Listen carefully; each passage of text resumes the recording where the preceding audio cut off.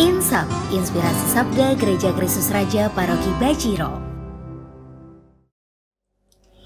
Sabdamu adalah pelita bagi langkahku dan cahaya bagi jalanku.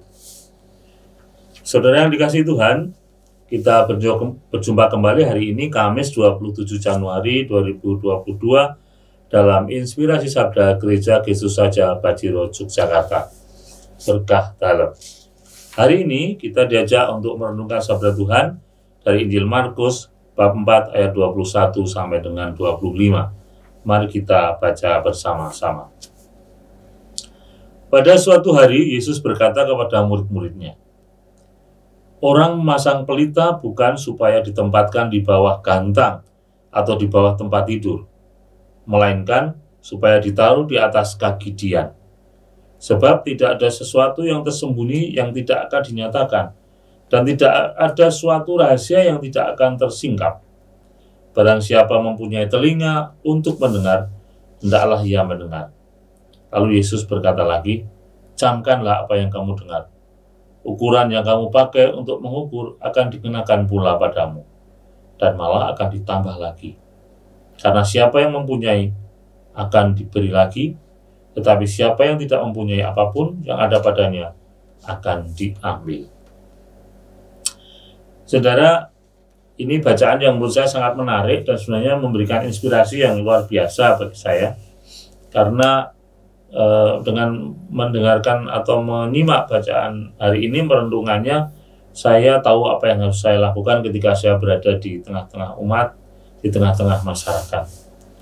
Yaitu jangan pernah menyembunyikan diri. Jangan pernah menyembunyikan kemampuan dengan alasan tidak mau repot, dengan alasan banyak kesibukan dan lain-lain. Karena yakinlah di akhir bacaan ini tadi dikatakan, karena siapa yang mempunyai akan diberi lagi, tapi siapa yang tidak mempunyai apapun yang ada padanya akan diambil. Jadi banyak dari kita itu ketika diajak untuk terlibat dalam kegiatan di gereja atau di masyarakat mengatakan, "Aku nggak bisa, aku nggak punya kemampuan apa-apa." Ya, dan menurut saya inilah yang akhirnya nanti akan diambil oleh Tuhan, karena ya kamu merasa nggak mampu, ya kamu nggak akan berkembang. Ini yang saya alami. Jadi secara konkret saya merasakan betapa saya semakin dikembangkan ketika saya mau memberikan diri kita kepada orang-orang di sekitar kita, kepada masyarakat, kepada gereja.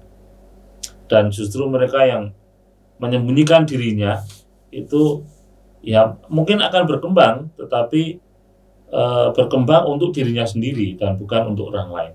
Padahal ajaran gereja kita mengajak kita untuk mau berbuat sesuatu untuk orang lain, sekecil apapun. Biasanya kalau diajak, "Oh jangan saya lah, saya nggak bisa, saya nggak mampu." Itulah yang justru akan semakin menenggelamkan kita. Yang penting kita mau, karena kemampuan itu bisa dipelajari, bisa ditingkatkan.